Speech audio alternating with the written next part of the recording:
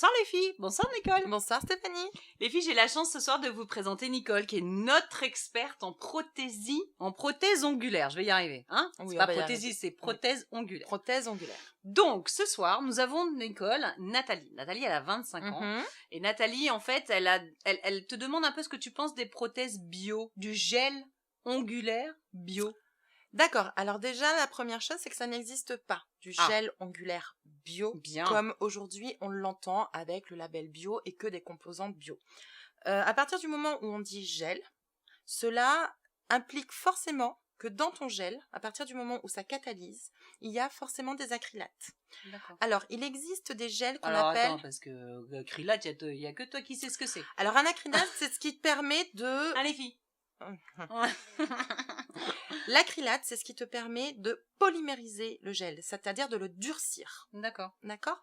Maintenant, il existe aujourd'hui des procédés qu'on appelle des gels Sokoff, des gels mous, qui te permettent, premièrement, dans la première couche, de traiter l'ongle. C'est-à-dire que ce sont des gels qui sont enrichis en huile essentielle, qui sont enrichis en kératine, qui sont enrichis essentiellement en huile essentielle de lavande, qui est excellente pour l'ongle également. D'accord. Donc, on part sur un autre procédé, c'est-à-dire que on protège d'abord l'ongle, comme un vernis classique, on protège l'ongle, on fait l'embellissement avec toujours ce gel qui te protège l'ongle, mais coloré, alors en rouge, en vert, en fluo, en French, et ensuite vient le gel qui va fixer ce procédé, qui d'habitude est mis en direct sur la plaque ongulaire. Ah, voilà. Qui est le gel, ce qu'on appelle le gel dur, celui dans lequel tu vas trouver tous les acrylates et tous les procédés qui font que le gel va durcir. À savoir que dans les gels bio, maintenant la question dans les gels qu'on dit bio, du reste naturel, il n'y a plus de tout ce qui est toludène, formaldéhyde, parabène et tout ce qui est DTE. Grosso modo, le toludène et les formaldéhydes, c'est ce qu'on retrouve dans les peintures qui servent au mur. Donc, attention aussi à ces composants qu'on retrouve régulièrement dans des vernis. D'accord. Également. D'accord. Donc, les gels bio, moi, personnellement, je le travaille tous les jours. C'est un gel qui s'adapte à l'ongle, qui vit avec l'ongle. Donc, c'est vrai que les 2-3 premiers mois, il faut laisser le temps à l'ongle de s'adapter à un nouveau procédé, à un nouveau produit. En règle générale, les clientes qui viennent me voir ont déjà des ongles un petit peu abîmés, un petit peu fragilisés. Donc, c'est vrai qu'il faut le temps au gel de s'adapter à l'ongle, tout comme il faut le temps à l'ongle de s'adapter au gel. Bien sûr. Mais une fois que c'est parti, au bout de 4-5 mois, vous avez des ongles impeccables, qui sont durs, qui ne bougent pas. Et surtout, il n'y a plus de ponçage. Ouais, qui abîme l'ongle, qui diminue le... Alors, le ponçage tel qu'on le voit aujourd'hui chez certaines prothésistes, donc avec la ponceuse électrique, déjà diminue la plaque ongulaire. Voilà, c'est ça, c'est le mot que je cherchais, la plaque ongulaire. Mais la plaque ongulaire se régénère, elle, ça c'est pas un souci, d'accord, on peut la récupérer après. D'accord. Par contre, ce qu'on ne peut pas récupérer dans les années qui viennent, c'est le fait que la matrice ait été traumatisée. Oui, c'est ça. Et une fois que la matrice est malade, on ne peut pas revenir dessus. Alors moi, je sais ce que c'est que la matrice, mais les filles... Alors, la matrice... Ça savent ce que c'est que la matrice. Ça, tu dis. Et alors, oui, mais je te laisse donc expliquer. Mais non, mais vas-y, toi, c'est toi la pro. Tu veux qu'on parle de ta matrice? Donc, grosso modo, les filles, la matrice, vous avez ce qu'on appelle la racine de l'ongle qui est tout au bout de votre ongle qui rentre derrière, donc au niveau de votre phalange. Et la matrice, c'est la petite machine qui va créer l'ongle et qui fait qu'il pousse à chaque fois. Donc, si cette matrice est traumatisée parce qu'elle est trop... on va dire, violentée par des secousses, notamment les secousses de la ponceuse, et bien à un moment, la matrice, elle dit stop et elle fonctionne mal et elle pousse de travers. C'est pour ça qu'il faut éviter au maximum tout ce qui est ponceuse électrique. Je crois que c'était le mot de la fin, les filles. Voilà. Merci beaucoup, Nicole. Je t'en prie, Stéphanie. Les filles, je vous souhaite une très bonne soirée. N'hésitez pas à nous envoyer vos questions, bien évidemment, sur notre page fan, mais surtout sur le site internet www.secretdefille.tv. Je vous embrasse fort, à bientôt. Bonsoir les filles. Bonsoir Aurélie. Bonsoir. Comment vas-tu Aurélie? Très bien. Les filles, j'ai la chance ce soir d'être avec Aurélie, donc qui est notre experte en make-up. Nous avons aujourd'hui Aurélie Hélène. Hélène, elle a 32 ans.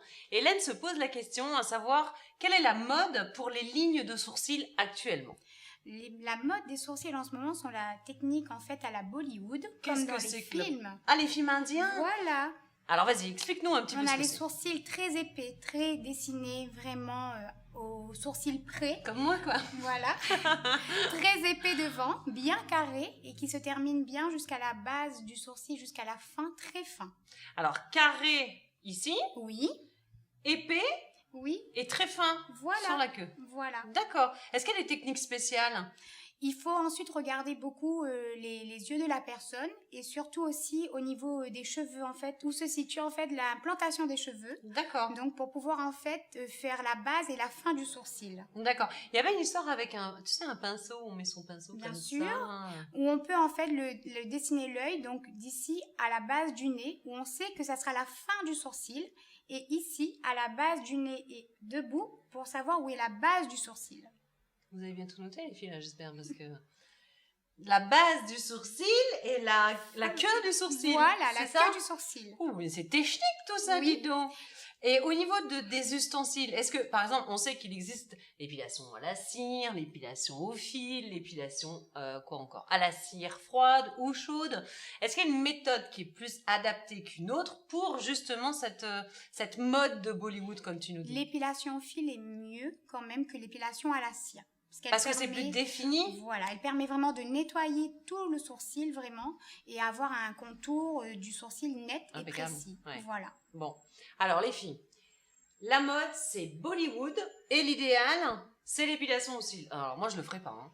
Ça fait un mal de chien.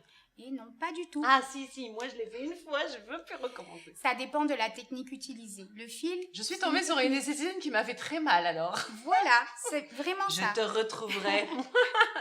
Merci beaucoup Aurélie pour toutes ces informations. Les filles, je vous souhaite une très bonne soirée. J'espère que vous avez noté donc toutes ces précieuses informations données par Aurélie ce soir. Je vous souhaite une excellente soirée. Je vous fais des gros bisous. Et puis n'oubliez pas de nous envoyer bien évidemment vos questions sur notre page fan et le site internet. Ciao les filles. Les filles. Bonsoir Christelle. Bonsoir. Les filles, j'ai eu la chance d'être avec Christelle ce soir, qui est notre psy secret de fille. Nous avons ce soir Christelle Sandra. Sandra, elle a 40 ans. Oui. Sandra, elle a rencontré quelqu'un. Non, alors, mettons déjà la situation en place. Sandra, elle est mariée. Oui. Elle a des enfants. Oui. Elle a rencontré quelqu'un. D'accord. Mais elle bloque, elle veut pas quitter son mari à cause de ses enfants. Ah, alors ça, Qu'est-ce que t'en penses? C'est une situation qui est effectivement très compliquée et que je crois que beaucoup de personnes rencontrent. Il y a certainement beaucoup de Restez femmes par obligation. qui vont se reconnaître parce que il y a toujours ce questionnement de se dire est-ce qu'on va faire souffrir les enfants? Et faire souffrir nos enfants, c'est ce qu'il y a de plus, c'est ce qui est impossible. C'est comme arracher une partie de nous-mêmes. C'est Donc ça. dans ces cas-là, je crois qu'il faut vraiment prendre le temps de peser le pour et le contre. C'est-à-dire, comment vous ressentirez les choses si vous quittez votre conjoint, comment lui va le vivre, est-ce qu'il acceptera cette situation et que du coup, parce qu'il faut que ça puisse bien se passer pour les enfants. Et si la séparation amène des tensions énormes avec une dispute pour la garde, là ça peut vite être très compliqué. Si par contre la séparation se fait dans de bonnes conditions, avec des décisions prises à l'amiable, ou même s'il faut un recours de justice, mais que ça se passe bien pour la garde des enfants, les enfants s'adaptent. Il faut savoir que les enfants ont une capacité d'adaptation qui est formidable. Ils sont capables de comprendre énormément de choses à condition qu'on leur explique avec des mots qui sont adaptés à leur âge, bien entendu, mais qu'on leur explique ce qui se passe. Voilà. Donc une séparation peut très bien se passer. Ils peuvent également, effectivement, en souffrir si ils sentent qu'un des deux parents est très malheureux, si les choses ne sont pas dites ou qu'il y a d'énormes conflits. Donc c'est vrai que du coup, c'est toujours une situation où il faut marcher sur des œufs et il faut vraiment, je dirais, c'est prendre le temps. Mais déjà, ça doit être dur pour un mari d'entendre sa femme te dire « Chérie, je ne t'aime plus ». Ben oui, forcément. Ça doit faire mal. Mais malheureusement, c'est la réalité de la vie. C'est la réalité. Je déteste dire ça quand j'entends les gens qui disent autour de toi « Mais c'est la vie !» Non, mais c'est pas ça la vie, quoi. Non. Mais malheureusement, ça arrive plus qu'on ne le croit. Oui, mais en même temps, est-ce que aussi c'est un bon exemple que de montrer à nos enfants qu'on va rester avec quelqu'un qu'on n'aime pas, avec qui on se dispute tous les jours, C'est ça. et que du coup on est malheureux. Est-ce que c'est le bon exemple à leur montrer pour la suite de leur vie? Franchement, je crois pas. Ce qui est important de montrer à nos enfants, c'est que l'important c'est d'être heureux, de vivre aussi selon nos sentiments, Nos convictions, dans le respect des autres, sans blesser les autres. Mais voilà, donc tout est une question, je dirais, d'équilibre, d'arriver à trouver le bon moment, la bonne situation, de prendre en compte, je dirais, les dommages collatéraux.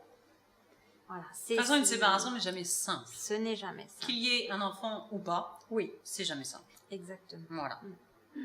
Eh bien, écoute, Sandra, on te souhaite un bon courage. Tiens-nous au courant. Hein. Envoie-nous un petit mot pour nous dire un peu comment ça se passe. Et puis, si tu as d'autres questions à poser à Christelle, eh bien, n'hésite pas.